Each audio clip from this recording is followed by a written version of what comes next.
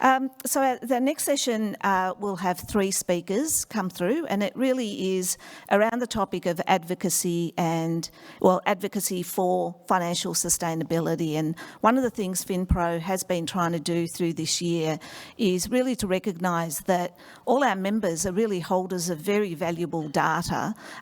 So what is it that we can be proactive in terms of partnering with the various other sector bodies in bringing some analysis and really trying to see how we can influence some of the outcomes, because often there'll be studies and things that are done given to us and then we look at it and go, oh, I don't know whether it's hit the mark. So there has been focus on advocacy within FinPro. So we wanted to bring you the particular session of a recent piece of work that we've been doing in partnership with the MAV, with input from Vargo, discussions with the Essential Services Commission, as well as obviously the Treasury Corp and Department of Treasury and Finance, all around financial sustainability. So firstly, we'll have Troy Edwards from the MAV presenting. So Troy's Executive Director of Policy and Advocacy, taking us through really what advocacy means and how the MAV drives that, and some of the linkages back into the financial issues that we've been looking at, followed by Nathan Morsillo, who needs no introduction to FinPro, Manager Financial Strategy, City of Greater Bendigo, to step through the actual study that we've been working on at the moment and some of the early sort of findings and messages that are coming out of that. And finally, we're also lucky today to have Michael Shave from Queensland. So Michael is the President of Local Government Financial Professionals in Queensland, and they've been doing quite a lot of work similarly on financial sustainability. So we've asked him to speak briefly just to try and capture what are sort of similarities and possible differences and areas of collaboration across the state borders. So we'll just step through each one and probably take questions at the end. So firstly, Troy, if you could come up.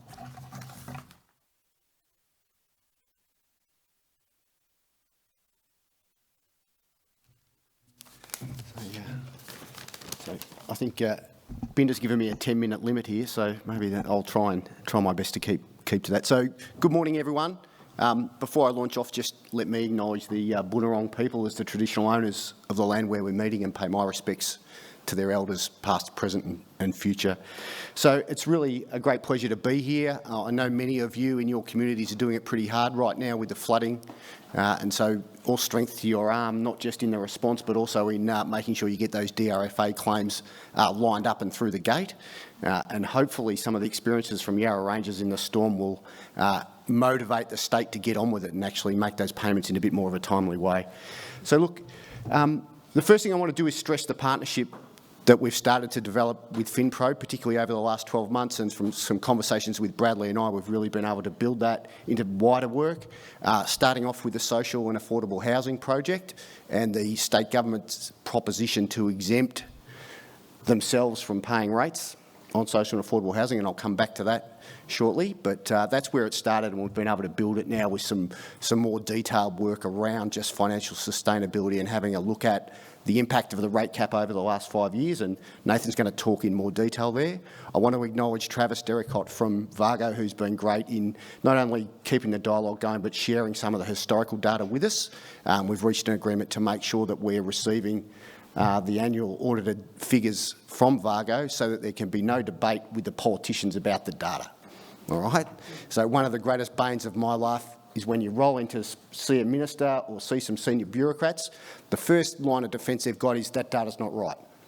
All right? So what we want to try to do in our advocacy is kill that off. So we can kill that off by making sure we're using agreed data that you produce that's audited, that Vargo report on. So that takes a lot of that heat out of the way. So in terms of the advocacy, I guess it's important to understand the environment we're operating in, and there's 2 layers to that. So the first thing to note is the federal layer. The 650 odd million we get every year in untied financial assistance grants is the kind of golden egg for you all. And it's important to note there that the new federal government has really shifted the dialogue around cooperation with local government. So federal Labor, when they were in opposition through Anthony Albanese, who previously had local government in his portfolio when Labor were last on the Treasury bench, has been very firm in saying we want a relationship with local government.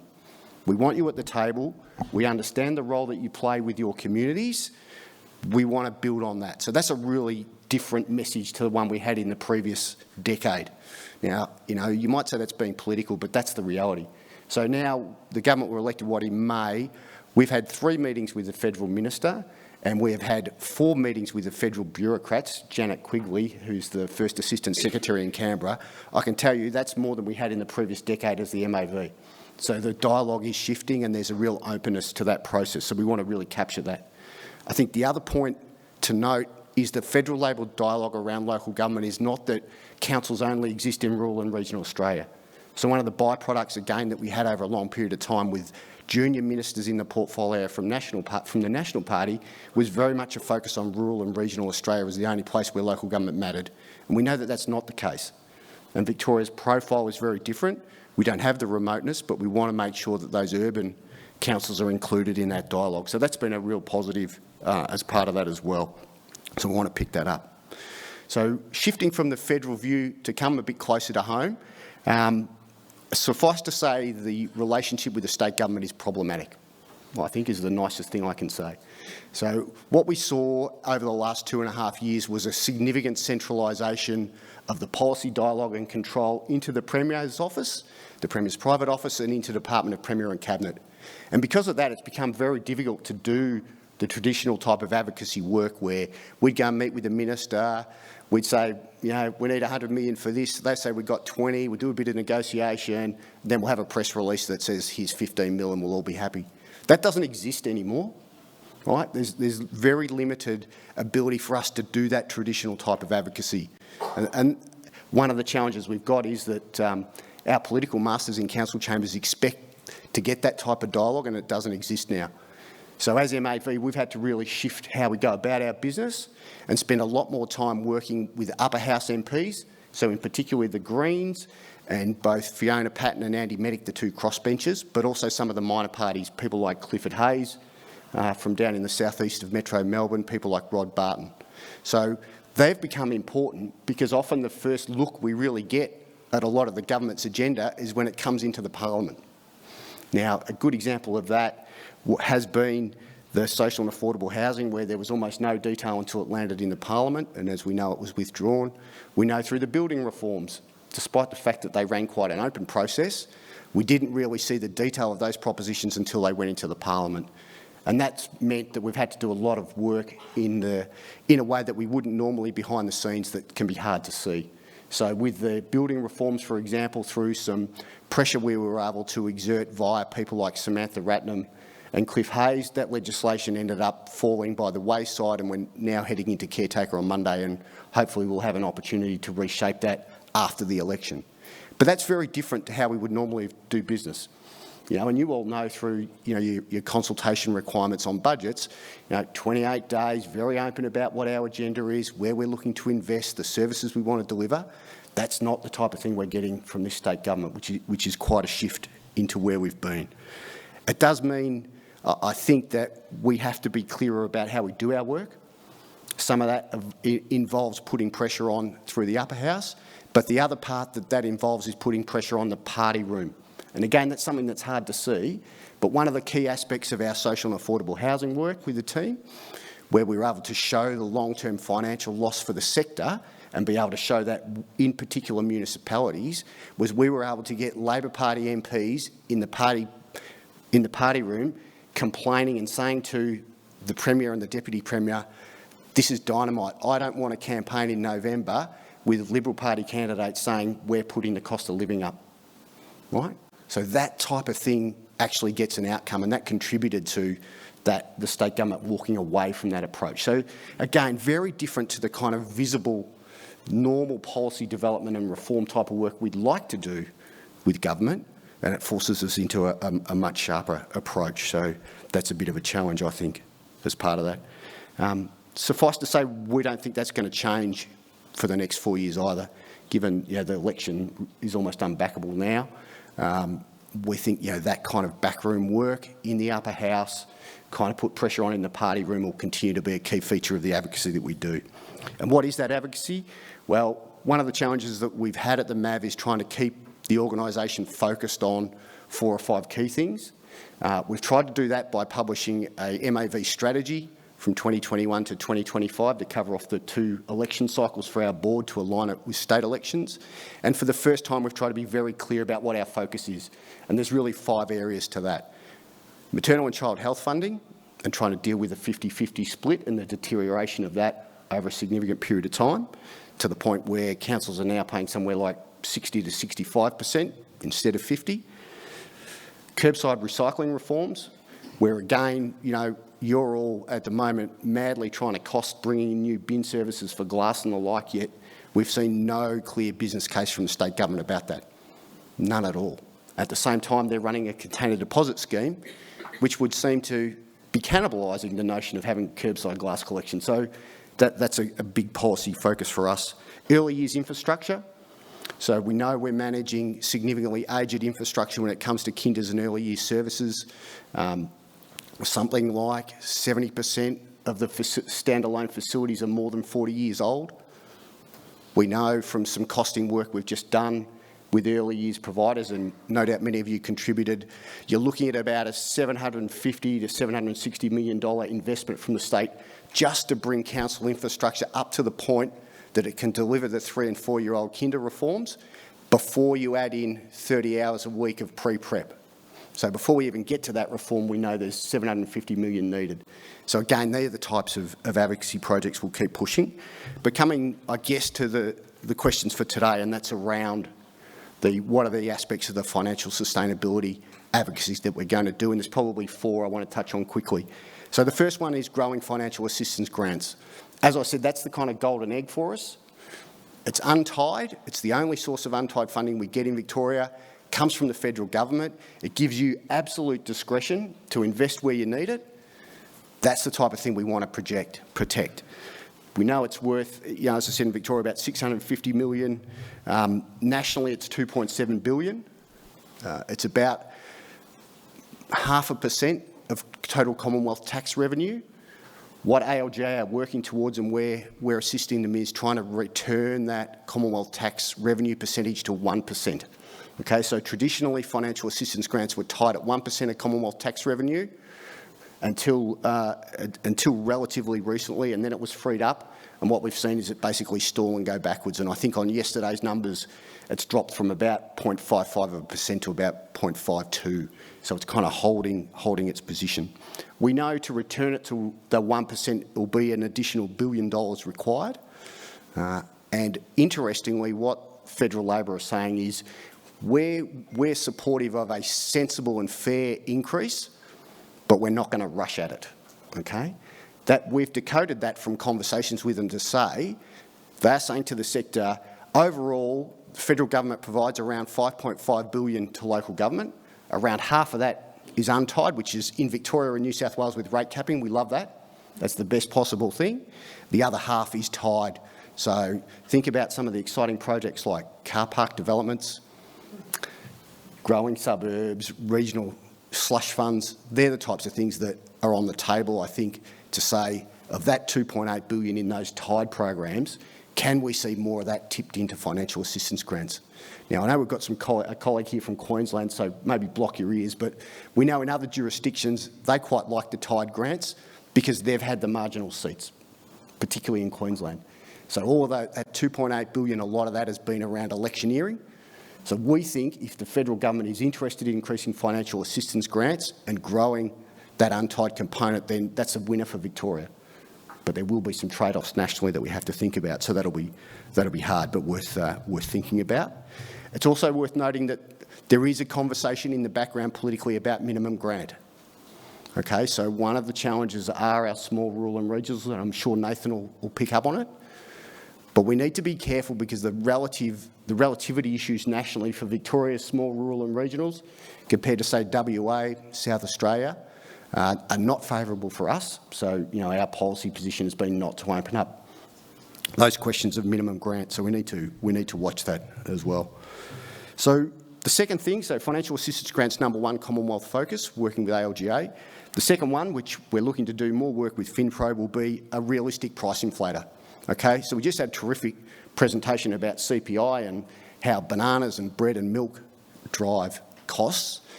What their relevance is to local government when we've got so much of our investment tied up in wages, construction, materials, is beyond me. So there's a key piece of advocacy work now for us to try and open up more public discussion around having an appropriate price inflator for local government. Okay, so most other states have a local government price inflator.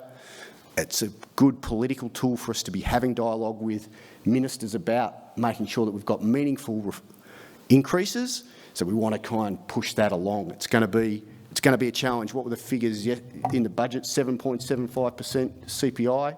I don't know about you, but I find it a bit of a struggle to think that the state minister is going to sign off on that type of rate cap for 23-24. So I think we need to just think about how we can kind of shift that dialogue so that it's meaningful and appropriate. The third thing then to work on is our unfunded and underfunded programs. So that's the old language of cost shifting. I think we've got to kind of move away from that and say they're not so much shifting the cost on us as just lobbing the program on us with no funding. So how do we go about tackling that? How do we go about having that conversation? Because what we don't want is the erosion of those financial assistance grants, because that's all unfunded programs from the state. All that means is they're passing the bill to the Commonwealth. So that's really important as part of that. And then the third point, which again is simple, is just trying to have a regular report, hopefully using your information on just what's happening on the unfunded front, so that we can be talking to the state about here's the bill that we're picking up on your behalf, and be able to talk to communities on that front. So as I said, I could probably talk for a long time. I've clearly gone more than 10 minutes because I can see Nathan lurking, but he'll give you a few more facts and figures. Thanks, everyone. Thank you, Troy. Yes, just lurking there. Hello, everyone. Great to see everybody back at the conference. Just a few quick slides from me. Troy mentioned a lot of the advocacy, and Binda talked about the approach, and I think there's almost another round of applause later, not now, for the social housing being pulled back. That was one that got my blood going at some point there, just the way that came through without consultation. We did do a report, and it will come out, and I'm going to run a few slides through. Don't worry, not nearly as many as the last session, just a few slides to talk a little bit about that.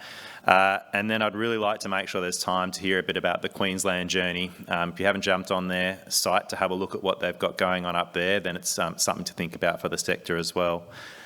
I'll just check this is going to do the next slide for me. Oh, there we go.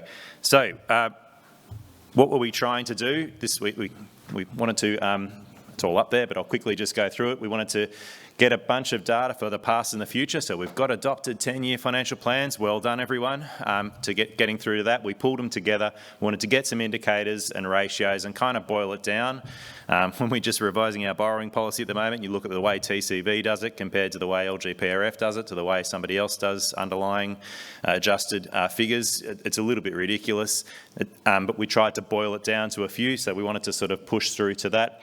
And then we wanted to do a bit of analysis, or did a bit of analysis on the financial data. Rate capping's still there. Now, I'm 5 years into the sector. There's always been rate capping, so I don't know that it needs to be the 100% focus, but it is absolutely a real thing, and looking at financial viability about that. We've already said thanks, but I just wanted to say it again to Vargo and to LGV. I'm not sure if we've got their reps in the room today now, but where we could, we didn't want to have to hassle people for your 79 sets of statements via email. So we pulled the data where we can from sources, but we know some of that needed to come from people. And if you remember that cash one that you sent in details for, many of you here, thank you for that. And this update in the future will require updated financial plans. So again, it may be that you always have done that and you're putting that as part of your budget, or you've got that locked away, and if I asked you for the last one, you could send it through to the next consultant, but not everybody's doing that every year, and that's just something to think about to be able to provide this data, though I won't go into that too much today. So what indicators did we kind of land on, if you like? No surprises here, but couple of them up on screen. Adjusted underlying result, working capital, unrestricted cash, similar, but worth calling out separately, debt level, and then some stuff around asset renewal. If you think there is something else specifically that you just go, oh, why isn't that there? Come and see me in a break. Let's chat. The report will kind of play that out in more detail, so we can get into it there. But at aggregate data level across all of local government, it's pretty hard to pull out a burning platform, if I put it that way, from these indicators. So when you see the report, have a think about what story it's telling. If you're really worried and you're saying rate capping is doing this to us, there's some good stuff there, but I'm not sure it necessarily always plays out as hard as the sector is actually going in some areas. So just a couple of graphs. Not sure how these will come through, but these are pretty good screens. A couple of the key ones. Now, there's many more graphs in the report. Don't worry, I'm not going to go through all of them, but one of the stories is, as people will know, depreciation, you can see, is a lot higher and is getting further away from what we're spending on assets. And are we telling that story well enough? Are we telling that story annually? Are we saying what that long-term impact is and sort of playing that out? Now, that's very different by cohort. So when I say cohort, I'm talking about small, rural, regional, those breakups of metro interface. You can see the bottom line there for small rural is a very different picture to the metro lines for adjusted underlying result. I caution again, though, that as soon as we aggregate data across an LG sector, you lose a lot of the individual story. It doesn't tell you that a rural council was speaking to the other through this report. If they put all their carry forwards and everything through that, they don't have unrestricted cash. They're at that point every year with their budget. And so you can't quite pull that out of this data necessarily, but that's some of the stories that are actually out there. And to me, there's a challenge on where we go to next. So this is just another one of those. Again, really briefly for today, cash relative to current liabilities. So 50% still means you've got some money to pay against your current liabilities. So again, different by cohort, but different stories going on there actually for what our use of cash is in different sized councils and maybe how well we're managing it. And I think there's a TCV story there for the future as well in that one. So just a couple of final thoughts. I'm going to keep myself short so we make sure we get you guys to lunch. But thanks again to Mav for pitching in for this particular report. It's a good solid 60 pages of exciting reading for when we send it around, but it provides the base for the future for us and advocacy into the future. So we can update this, and when we get the next round of 10-year financial plans, we'll be able to say as a sector, this is where we're at. It shows everything those rosy going forward when you cast it out, when you get down to the individual council level. Now, I couldn't put running out of cash in my adopted plan to put up to councils. Anybody else managed to do? Yeah, right. So there is that challenge in these numbers. What are they? And I guess to me, when I looked at it, there's not a burning platform that things are dire. But when you look at the renewal numbers and you get down to some of the stories and when you talk to people, things are actually a lot harder than some of these numbers are pulling through to. So that's a little bit of a challenge into the next 10-year planning cycle, I reckon, to play that out, particularly as inflation numbers are there. Our job, frank, fearless advice, put up your recommendation. If it gets changed by councillors, that's okay. But there's an element of making sure we continue to push for that in our numbers. So I've said a little bit about some of those bits there. The infrastructure gap story I've mentioned there as well. I have had 5 years of learning about engineers and asset renewal, and an asset plan sits in my unit. We drove that. Have I really got that played out in an annual sense, in a budget sense, to tell that story is still a challenge. That's enough about the actual report. Thank you again to the MAV and others that pulled that together. I'd like to ask our Queensland friend to come up, Michael. We've had a good chat about some of the things going on there, and I think it'd be great to hear a little bit about the journey they've been on and perhaps some of the engagement they're getting at a state level around some of those things as well. So thanks to everyone, and over to Michael.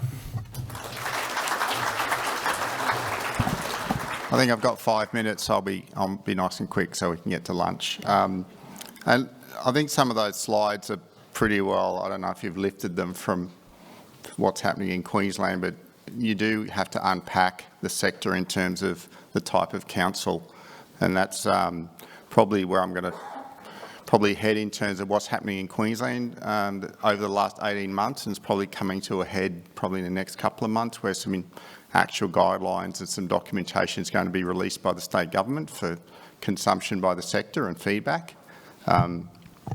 But yeah, so just for the audience, for you guys, what's been happening in Queensland over the last 18 months? So Queensland's had a financial sustainability guideline in place since 2013.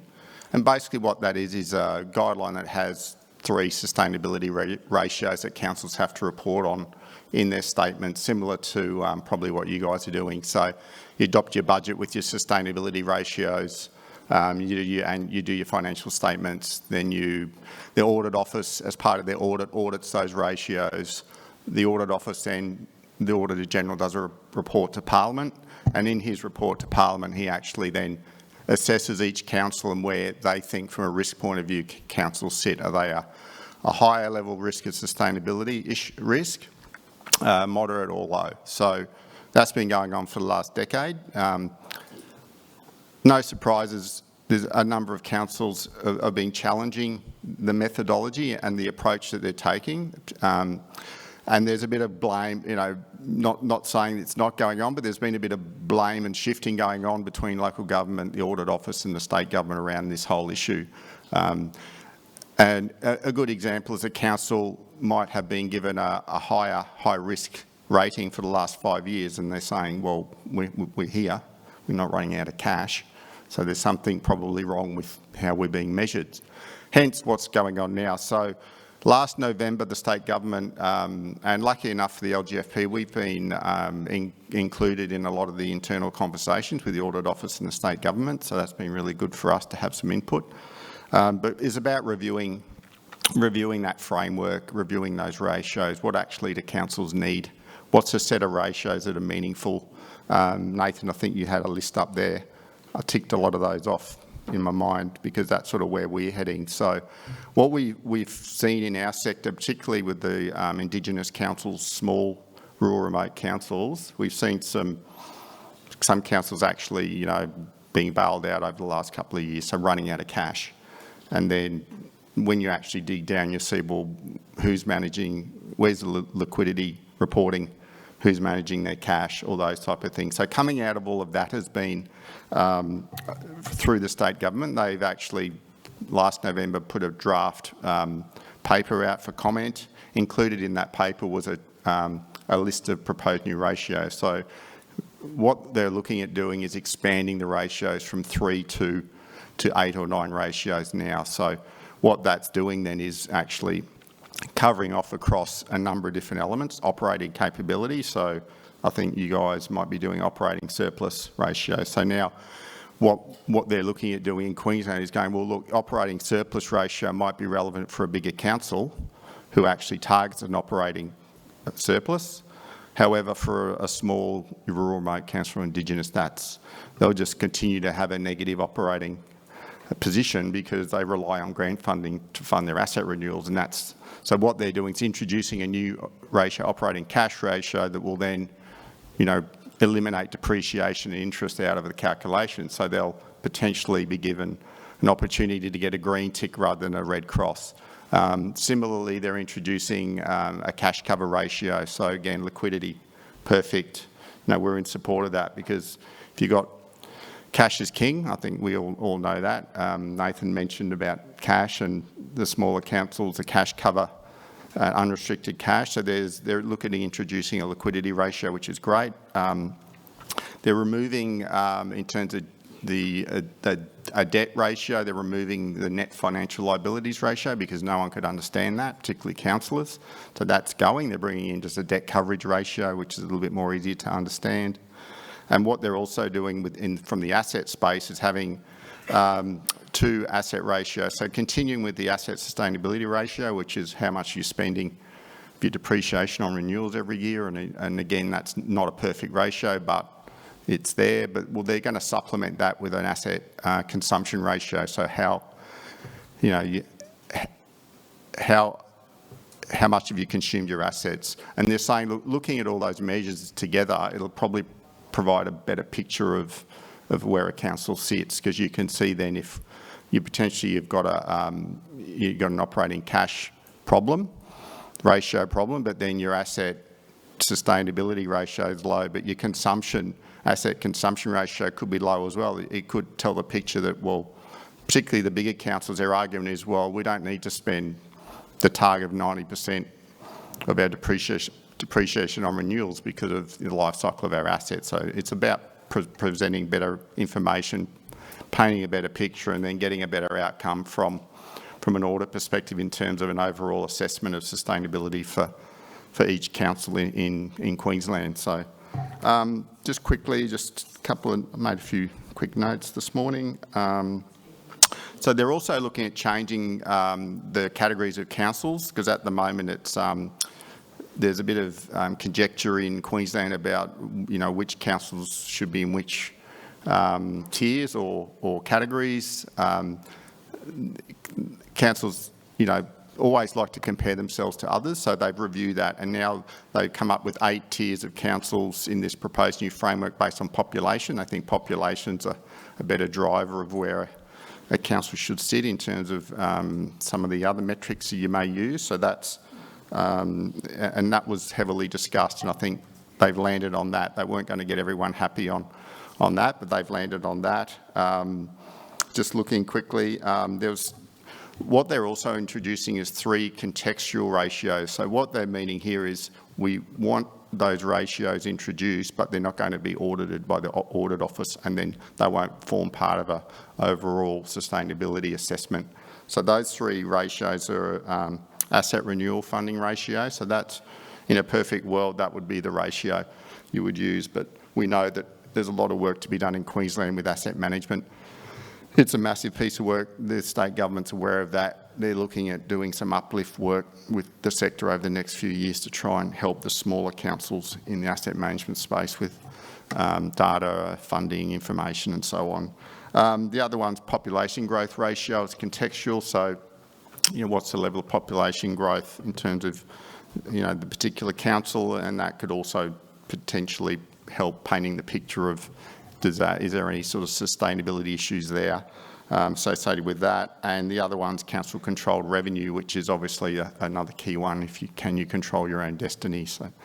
So apart from those financial elements, which are the focus at the moment, the framework itself, they're looking at also introducing a few other elements, as the state's calling them. It's not just finance and assets. There's also the operating environment of a council, compliance and governance. So there's actually 5 elements they're looking at weaving into their overall sustainability framework, which will then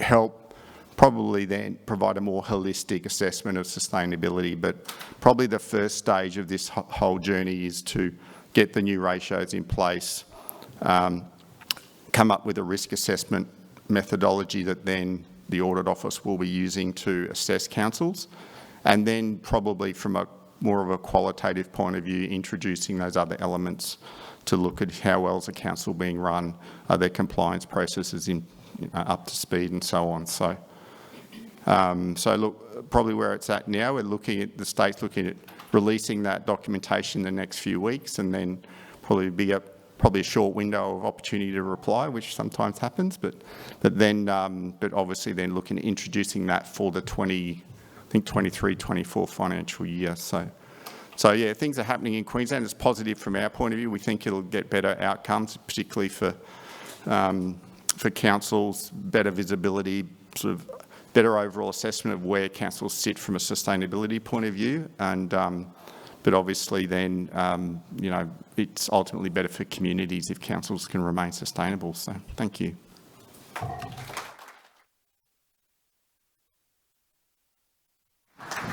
Thanks. So that was a really quick overview.